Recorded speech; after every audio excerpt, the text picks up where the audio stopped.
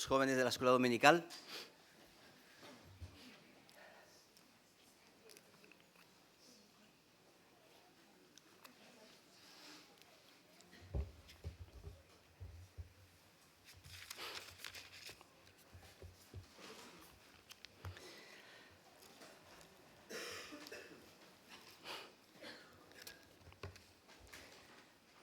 Muy bien. Pues de nuevo, buenos días a todos. Y contento de estar esta mañana aquí con vosotros. Y pensando también en este tiempo tan especial que nos toca vivir con tantas circunstancias. Decíamos en esta mañana, hemos hablado bastante de estas situaciones a veces tan problemáticas, ¿verdad?, que nos toca vivir en la vida a todos y cada uno de nosotros. Si hay algo que necesita el ser humano, y este era el título de un programa de televisión hace muchos años, lo que necesitas es amor. Pero esto no solo es un programa de hace muchos años que los más jóvenes ni siquiera sabéis de qué va, pero es una realidad humana que se da desde el momento que nacemos. No voy a hablar de psicología ni de otras cosas, hay otros que saben mucho más de eso que yo, pero una de las necesidades del pequeño, del bebé, del recién nacido es el sentirse amado, el sentirse acogido. Amor y seguridad son dos elementos básicos que todos los seres humanos buscamos. Por eso se venden tantos seguros. Para protegernos, seguros de salud, seguros sobre la casa, el hogar, el coche, todo, lo aseguramos todo, porque buscamos seguridad. Es el gran negocio hoy día, uno de los grandes negocios, la seguridad, ¿verdad? Siendo esto tan importante, tanto para niños como para adultos, ¿verdad? ¿La Biblia nos habla de esto? ¿Nos dice algo en cuanto a esto? Sí, nos dice algo y nos dice algo muy, muy importante, como vamos a ver. De hecho, el ser humano busca esas dos cosas. Busca el amor, busca pertenecer, busca ser significativo para alguien. Lo más frustrante para una persona a veces no es tener un enemigo que lo odia, sino vivir en un contexto en el que todo el mundo lo ignora. Yo creo que no hay algo más complicado que eso, porque es como si no existieses, ¿verdad? No tiene sentido, significado para nadie. Esto es terrible. Por eso, para unos o para otros es importante y buscamos esa seguridad. El bebé de forma intuitiva pues lo hace, ¿no? Y sabe dónde refugiarse. Algunos tenemos mucha experiencia por hijos, pero ya como cada 2 por 3 tenemos algún nieto, pues nos actualizamos en eso, ¿no? Y lo puede coger el tío, la tía, el yayo, la yaya, pero cuando quiere seguridad, ¿a dónde va? Ay, con la mamá se calla, vaya hombre. ¿Qué ha pasado? Sabe en qué lugar hay seguridad. A veces buscamos seguridad en alguien y a veces buscamos seguridad en algo. Esto es una dinámica que aparece en toda la Biblia. Cuando estudiamos los profetas, no quisiera desviarme mucho del tema, pero quisiera dejar ideas ahí, ¿verdad? Cuando estudiamos los profetas nos damos cuenta de que una de las claves del fracaso del pueblo de Israel era precisamente eso: amor y seguridad. Frente a los miedos se olvidaban de Dios, del Dios que los había amado, y buscaban seguridad en otras cosas. El pueblo de Dios, en lugar de confiar en Dios, buscaba: vamos a hacer un contrato con los asirios que nos aseguren, vamos a hacer un contrato con los babilonios o con los egipcios. Siempre buscaban algún tipo de contrato que les diese seguridad. Y Dios les recordaba y les decía: solo yo puedo dar la verdadera seguridad. Pero esto no ha cambiado mucho. Como os decía, seguimos buscando seguridad y a veces buscamos la seguridad en un seguro médico, que no está mal tenerlo, pero a veces confiamos más en el seguro médico que en Dios.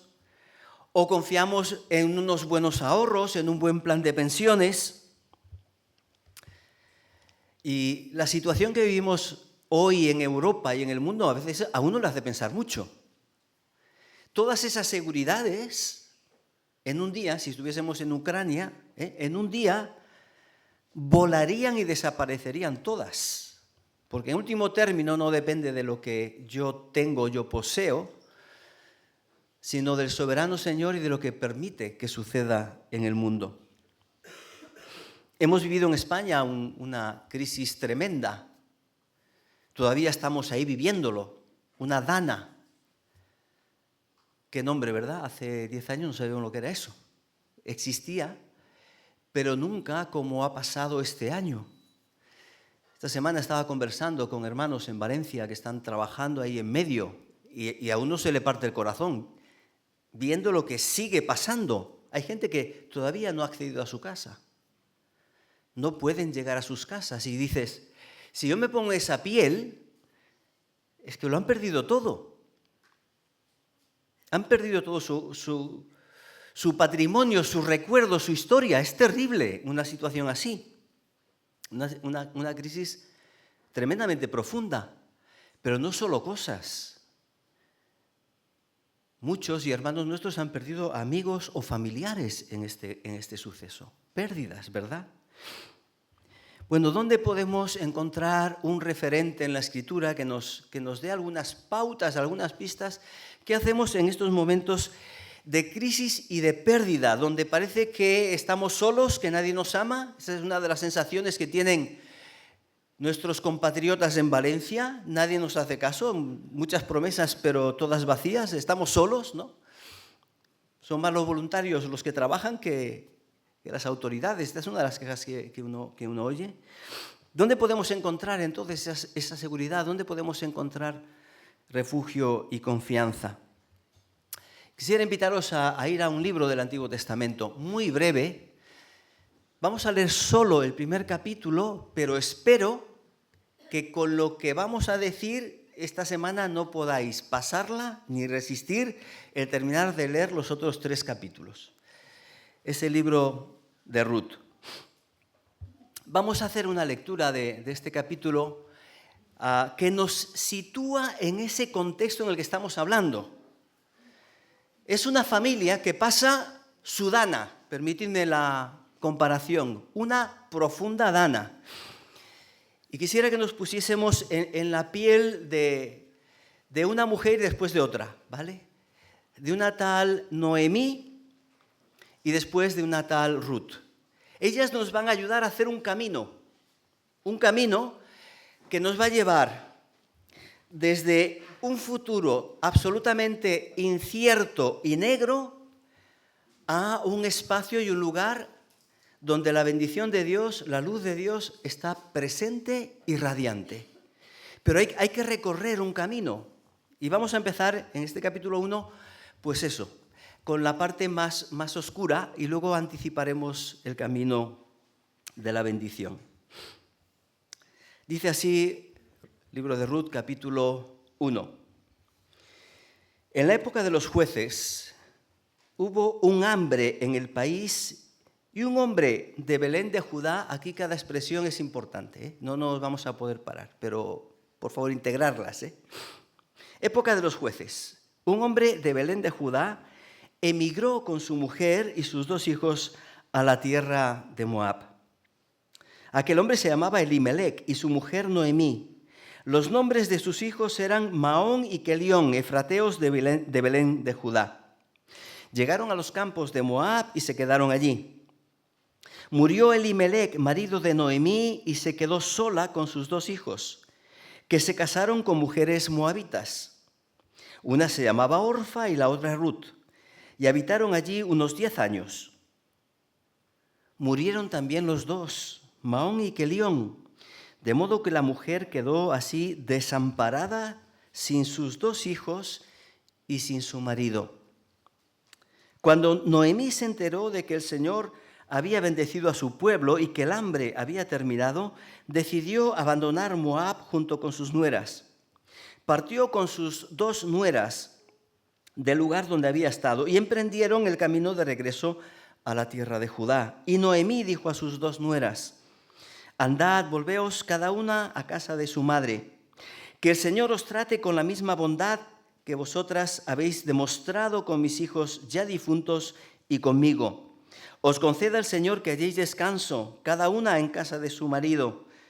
Después las despidió con un beso, pero ellas, deshechas en llanto, exclamaron: de ninguna manera, nosotras iremos contigo a tu pueblo. Noemí insistió: regresad, hijas mías. ¿A qué vais a venir conmigo? ¿Acaso tengo yo más hijos en el vientre que puedan ser vuestros maridos? Regresad, hijas mías, marchaos, porque ya soy demasiado vieja para tener marido. Y aunque dijera: todavía tengo esperanzas, y esta noche estuviera con algún marido y aún diera a luz hijos, ¿les esperaríais vosotras hasta que fueran mayores, renunciando por ellos a casaros de nuevo? No, hijas mías, mayor amargura tengo yo que vosotras, pues la mano del Señor se ha levantado contra mí. Pero ellas seguían deshechas en llanto. Orfa se despidió de su suegra con un beso, pero Ruth se quedó con ella. Noemí dijo: mira, tu cuñada ha regresado a su pueblo y a sus dioses. Ve tú tras ella. Ruth respondió: no me ruegues que te deje y me aparte de ti, porque a donde quiera que tú vayas, iré yo, y donde quiera que tú vivas, viviré. Tu pueblo será mi pueblo, y tu Dios mi Dios. Donde tú mueras, moriré yo, y allí seré sepultada. Traiga el Señor sobre mí, y aún el peor de los castigos, si nos separa otra cosa que la muerte. Al ver Noemí que Ruth estaba tan resuelta a ir con ella, no insistió. Así las dos siguieron caminando juntas hasta llegar a Belén. Cuando entraron en Belén, toda la ciudad se conmovió por su causa y exclamaban: ¿no es esta Noemí? Pero ella le respondía: no me llaméis Noemí, llamadme Mara, porque el Todopoderoso me ha llenado de amargura. Me fui llena, mas con las manos vacías me devuelve el Señor. Porque aún me llamaréis Noemí, si el Señor se ha puesto en mi contra y mis desdichas vienen del Todopoderoso. Fue así como Noemí regresó de Moab, acompañada de Ruth, su nuera moabita. Llegaron a Belén cuando comenzaba la cosecha de la cebada. Y hasta aquí. ¿Os ponéis en la piel de Noemí? ¿Cómo describe ella su situación y su sentimiento? Me fui llena y he vuelto con las manos vacías. ¿Qué había perdido Noemí? Todo. Lo había perdido todo. Dejó su casa en una situación de hambre para emigrar, irse a otra tierra, a la tierra de Moab. Sin duda, en muchas ocasiones las necesidades nos llevan a tomar decisiones. Y esta era una decisión necesaria. ¿Estaba haciendo mal Elimelec para buscar lo mejor para su familia? No. Pero quizás no fue al mejor sitio. Pero ahí se marcharon, dejaron su casa, dejaron parte de su historia, dejaron el contexto en el que ellos vivían, su fe en el Señor, para ir a otro pueblo, que era un pueblo no creyente, gentil, emparentado, pero con una historia muy oscura. Los moabitas y los israelitas no se llevaban muy bien. Cuando Dios sacó a los israelitas de Egipto para llevarlos a su tierra, los moabitas les pusieron todas las pegas que pudieron. Incluso contrataron a un profeta para que los maldijese. Y como eso no resultó, buscaron una estrategia para convertirlos en idólatras. Así que no era el mejor espacio. Y allí se van. Los cuatro, Elimelec, Noemí, sus dos hijos. Y llegan allí. Bueno, ahora tendremos futuro. Bueno, primero se muere el marido.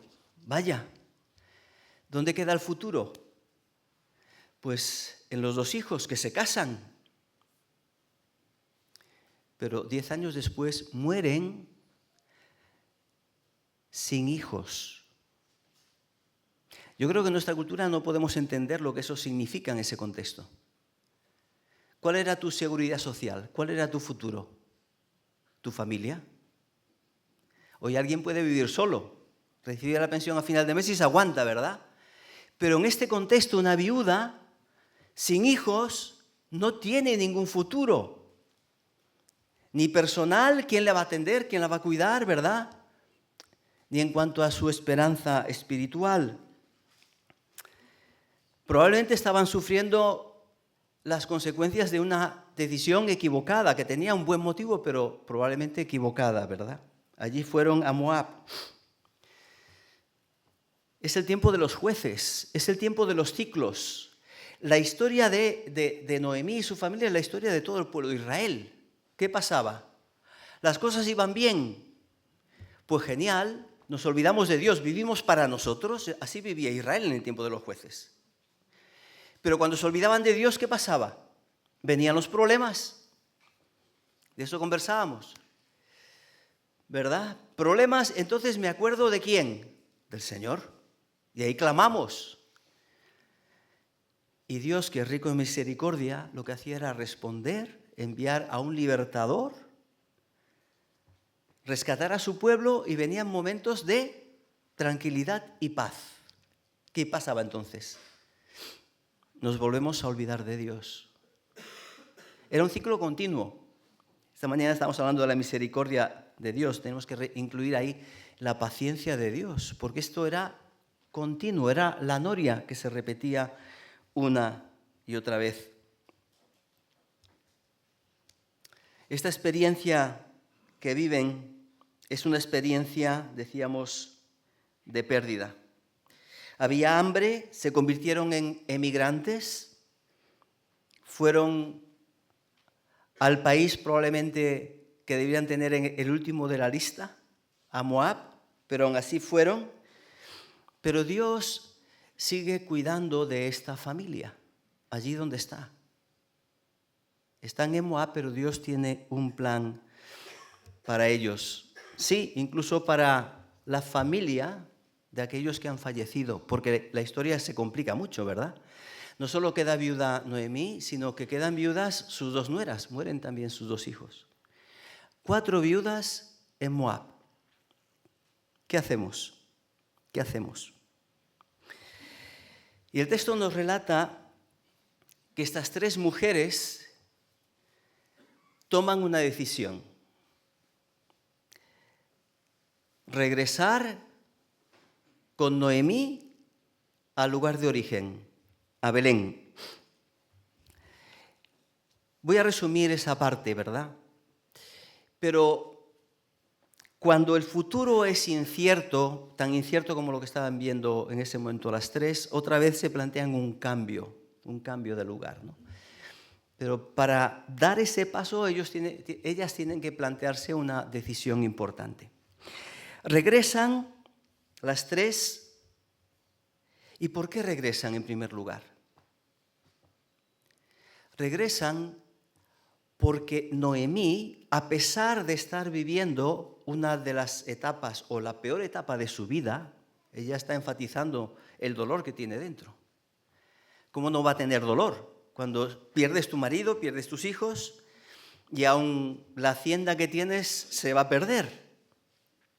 ¿Cómo podría estar ella, verdad?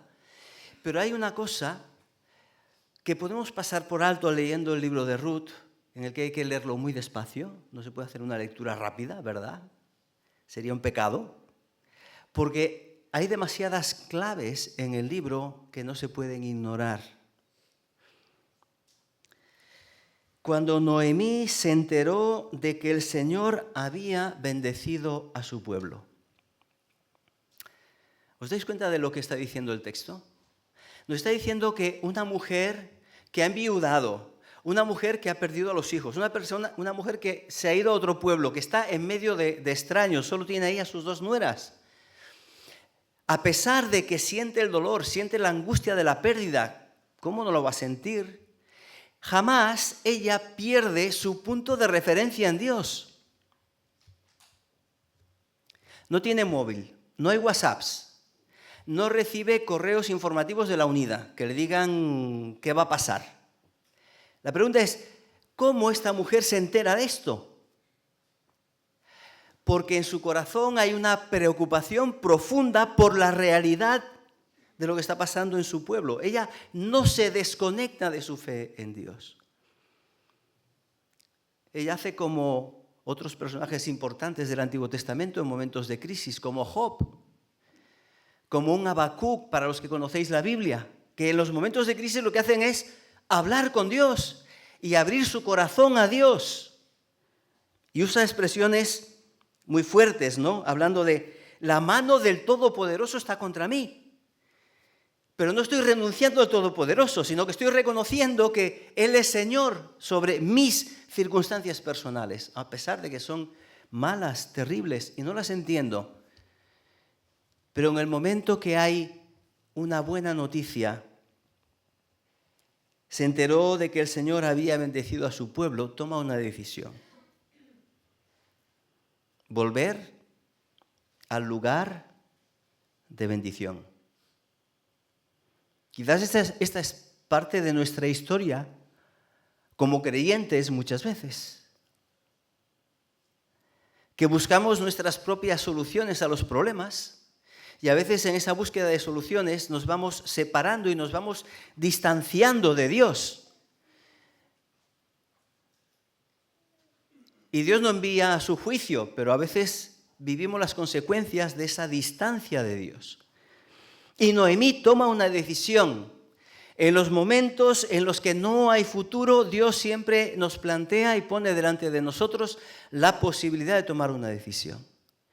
Y Noemí toma esa decisión, regresar, y regresa con sus 2 nueras. Recordáis, ¿verdad? Pero llega un momento en el camino en que ella piensa mucho.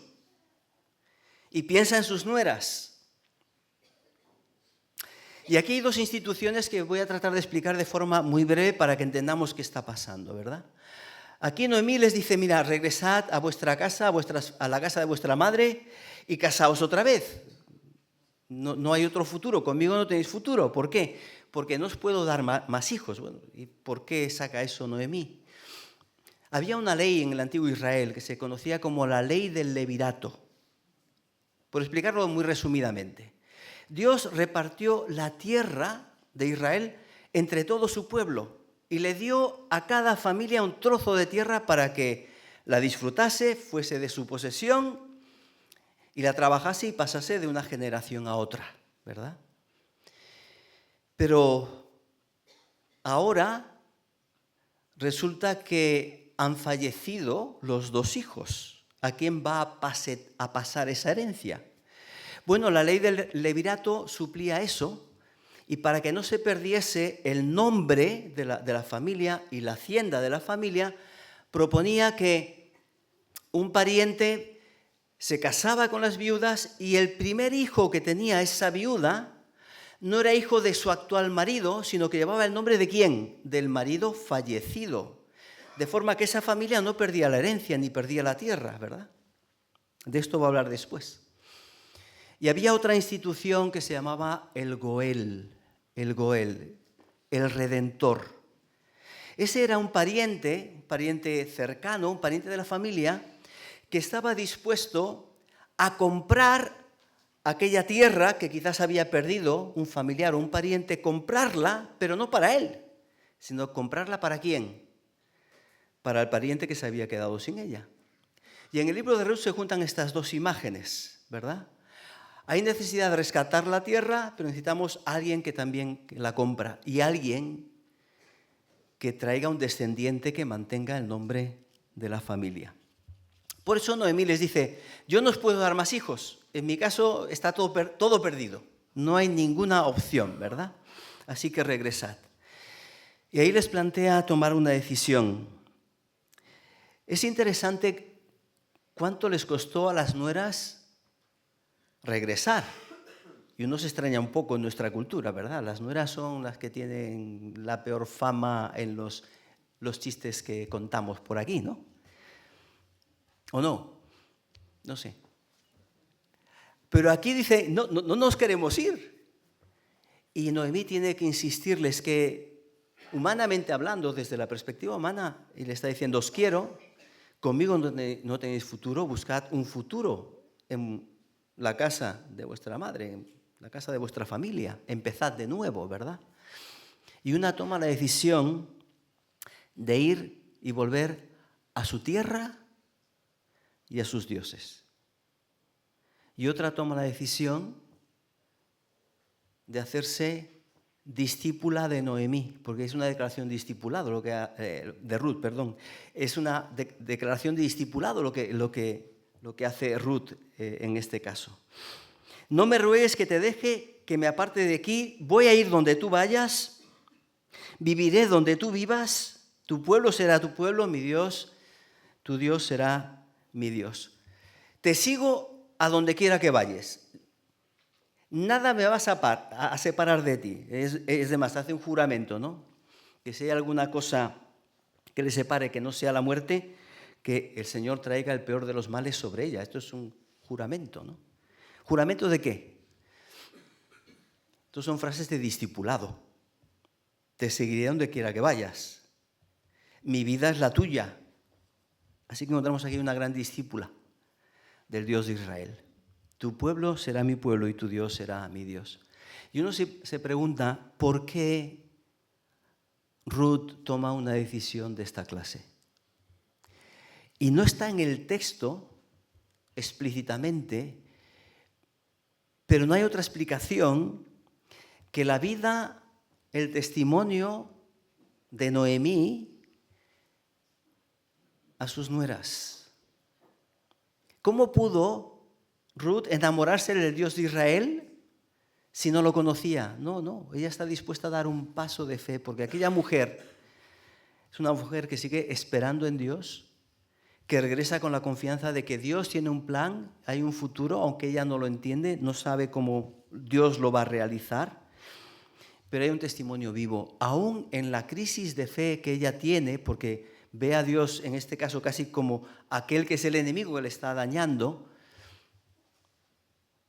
pero ella no renuncia nunca a su fe, ni renuncia al Dios de su fe. Y eso es un testimonio que impacta. Damos testimonio en nuestros momentos buenos, pero yo creo que damos muchas veces más testimonio en nuestros momentos malos. Cuando podemos decirle al otro, tengo la misma crisis que tú, los mismos problemas que tú, pero tengo una roca firme de la que yo no me quiero soltar. ¿Por qué? Porque es la única esperanza que puedo tener en esta vida. Y tomó una decisión. Cada ser humano toma una decisión. Cuando escucha el Evangelio, cuando lee la Biblia, cuando descubre el mensaje que nos da la Biblia, la palabra de Dios, solo puedes tomar la decisión de regresar a Dios o de volverte a los ídolos. No tengo ídolos, los tienes. Tu trabajo, tu cuenta corriente, tus hobbies, aquello que a ti te da seguridad y felicidad, aunque sea muy momentánea. Eso que da sentido a tu vida. Solo puedes elegir entre Dios o los ídolos. No hay ninguna tercera opción. Noemí regresó y Ruth decidió acompañarla. Y cuando llegaron se encontraron con una situación todavía muy problemática. Pero aparece en el resto, ya voy a hacer de spoiler para que leáis los siguientes capítulos, pero aparece un personaje que se llama Booz, que va a asumir el papel de Goel, de redentor. Va a cumplir la ley del levirato, se va a casar con Ruth para darle un hijo que lleve el nombre de la familia de Noemí. Es muy interesante porque nos habla mucho de, si os gustan las costumbres y la historia, leedlo. Porque había dos parientes cercanos que podían ayudar a Noemí y a Ruth. Y uno de ellos, cuando se enteró de que habían llegado y que podía comprar el terreno, ¿verdad? Dijo, lo compro yo, adelante. Pero el otro pariente le dice, bueno, pero ten en cuenta que esto tiene dos partes. Tú compras el terreno, puedes comprarlo, ¿verdad? Pero tienes que casarte con la viuda y ese terrenito que has comprado será para la viuda y para su hijo, no para tu familia, sino para su familia. ¿Sabéis cuál fue la reacción de este pariente? No me interesa, porque voy a perder algo de mi hacienda. Se lo voy a dar a otros.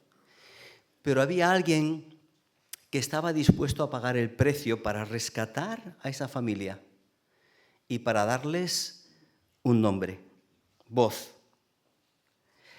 Y sin duda, hay una conexión tremendamente estrecha entre lo que está relatando este libro y lo que Dios está haciendo y hace con cada persona. Dios nos ha enviado nuestro pariente redentor. Este es el mes en el que todo el mundo lo recuerda cuando nació. Dios nos ha enviado a Jesús. Luego descubriréis que este libro de Ruth está hablando y está apuntando a Jesús. Pero Dios nos envió a aquel que en nuestra necesidad, aquel que en nuestra desesperanza, aquel que cuando vemos el futuro como un futuro incierto y negro, viene y nos dice, yo te rescato. Yo doy significado a tu vida. Yo vengo para comprarte, rescatarte, redimirte. Eso es lo que significa redimir, comprar, rescatar. Vengo para darte un futuro y una esperanza, en palabras del profeta. Quiero rescatar tu hacienda y tu nombre. Y estoy dispuesto a pagar el precio para rescatarlo. Jesús vino para, lo recordábamos con estos símbolos, vino para dar su vida, que es el pago por el precio de nuestros pecados, para que nosotros no seamos condenados. Él vino para entregar su vida y comprarnos a nosotros. Pero es más, nos ha comprado, nos ha recibido y nos comparte su herencia, todo lo que Él tiene y todo lo que Él es también nuestro. Dice la Escritura, y no se avergüenza de llamarnos hermanos. Bienvenidos, coherederos con Cristo. Cristo es el Goel. Él vino a dar respuesta a nuestro problema principal. Él vino a darnos seguridad de perdón y de cercanía a Dios. Él vino a pagar el precio para que nosotros podamos disfrutar de los resultados. ¿Pagando qué? Pagando nada. Él lo pagó por nosotros.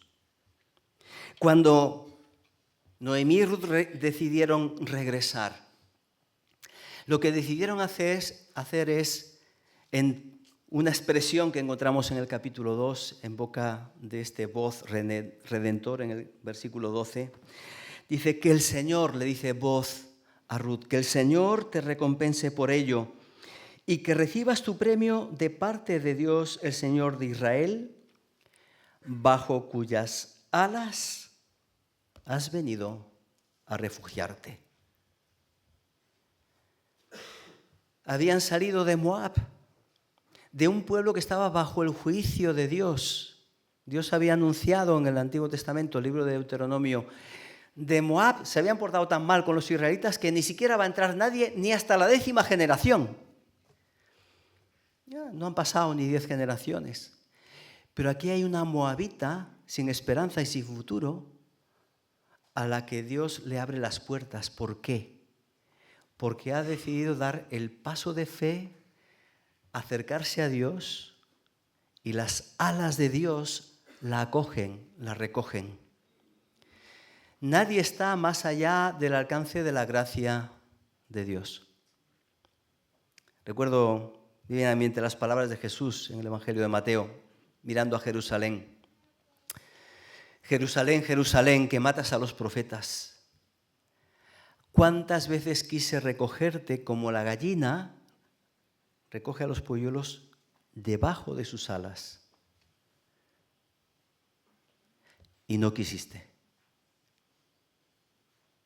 ¿Hay alguien que está fuera de las alas del Señor? O quizás nosotros como creyentes a veces decíamos, nos separamos mucho del Señor, tenemos que volver y regresar al Señor. Termino anunciándoos la última parte de este libro. El capítulo 1 nos va a decir, esta es la historia de una mujer que salió de su tierra con las manos llenas y regresó con las manos vacías. Pero al final nos va a decir que esta mujer que había regresado con las manos vacías, sin futuro, sin esperanza, termina la historia con un bebé en sus brazos. Dice así, versículo 16 del capítulo 4, tomó Noemí al niño, lo puso en su regazo y lo crió. La que tenía las manos vacías ahora tiene un bebé que es su esperanza y su futuro. Le dijeron las vecinas, le ha nacido un hijo a Noemí. Culturalmente, digamos, el nombre está ahí, va a permanecer. Y le pusieron por nombre Obed. Este fue el padre de Isaí, padre de David. Obed. Es interesante que los nombres nos han descrito la historia. Elimelec, mi Dios es rey. Pero llegó la crisis y se marcharon, ¿verdad? Los nombres de los hijos son también significativos. Débil y el que languidece, tiempos de crisis. Pero ahora se anuncia un hijo que es Obed, el que sirve. De esa palabra, de ese nombre Obed, viene también la palabra Ebed Yahvé, el siervo de Dios. ¿Quién es el siervo de Dios? El profeta Jeremías nos lo dice. Es el Mesías, el Cristo, el que ha de venir a dar su vida por los pecados del pueblo. Ahora hay un futuro y hay una esperanza. Si queréis encontrar de nuevo los nombres que encontramos en este libro, saltamos al Nuevo Testamento. El Evangelio de Mateo nos habla de la genealogía de Jesús. ¿Sabéis quiénes aparecen aquí? Rahab, Tamar, Ruth, como mujeres, Obed, Isaí, David. Todo el libro de Ruth nos está diciendo, Dios es un Dios que ama, Dios es el que nos recoge, Dios es el que trae y nos envía el pariente redentor, esa fue la experiencia de ellas, pero habrá uno que será el gran pariente redentor, y ese otro no es Cristo. El que nació, ¿dónde? ¿Os suena el nombre del pueblo que hemos leído en este libro? En Belén. Tú, Belén, Efrata. Ahí nació el Mesías, ahí nació el Hijo de Dios, el siervo de Dios, el que vino para bendecir, el que vino para traer paz y para reconciliarnos con Dios. ¿Estás bajo las alas de Dios o estás corriendo por tu propia cuenta? Quiera Dios que cada uno de nosotros pensemos y reflexionemos, ¿verdad? Y nos acerquemos y nos refugiemos bajo las alas de Dios. Pero quisiera dejar algo más. Quisiera que nos preguntásemos también si esta figura del Goel, que es Cristo que nos ha redimido a nosotros, nos la podemos y debemos aplicar también cada uno de nosotros. Sobre todo los que somos creyentes y ya hemos sido salvados por la gracia del Señor. ¿Puedes ser tú el Goel de alguien? ¿Está poniendo Dios delante de ti a alguien a quien tú puedas ayudar? Como hizo Boz. ¿Alguien por el que estés dispuesta a perder algo por ayudar al otro? Porque has recibido generosamente la gracia de Dios y estás dispuesto generosamente a ofrecer la gracia de Dios. Cuando nos servimos a nosotros mismos, cuando te sirves a ti mismo, todo muere. cuando con lo que tienes sirves a otros, eso va a ir contigo, porque son las obras de la gracia de Dios a través de tu vida. Seamos también nosotros ese Goel que mira, que se preocupa por la necesidad de otro. Estamos recordando la ofrenda que se ha hecho a la Dana, ¿verdad? Pero no se ha acabado ahí, hay mucho que hacer todavía. Hay gente muy necesitada a nuestro alrededor, que necesita a alguien que le muestre el amor de Dios y que le dé la seguridad a llevándolo y acercándolo bajo las alas del Señor. Vamos a despedirnos en oración, pero no quisiera hacerlo sin antes también dar la bienvenida a todos los que nos visitáis, especialmente de la SEU, querida familia, Oscar, Carmen, los demás, muy contentos de tenernos aquí. Así que vamos a orar y nos despedimos. Padre, muchísimas gracias por tu amor, gracias porque eres un Dios que acoge, un Dios de misericordia, un Dios que da seguridad. Confesamos, Señor, que muchas veces nos separamos, nos alejamos, actuamos por nuestra cuenta, somos sabios en nuestra propia opinión. Queremos pedirte que tú nos ayudes, Señor, para, si estamos lejos, regresar y refugiarnos bajo la sombra de tus alas. También queremos rogar que si hay alguna persona que todavía está insegura porque no se ha acercado a ti, lo pueda hacer en esta mañana, pueda tomar la decisión de venir a ti, a tu presencia, de reconocer la gracia que hay en Cristo Jesús, aquel que nos ha salvado, aquel que ha muerto por nuestros pecados, aquel que nos recibe en la familia. Señor, deseamos que este sea un mes de encuentros de cada persona contigo, el Dios de toda gracia. Ayúdanos, Señor, y acompáñanos con tu bendición. En el nombre de Jesús. Amén.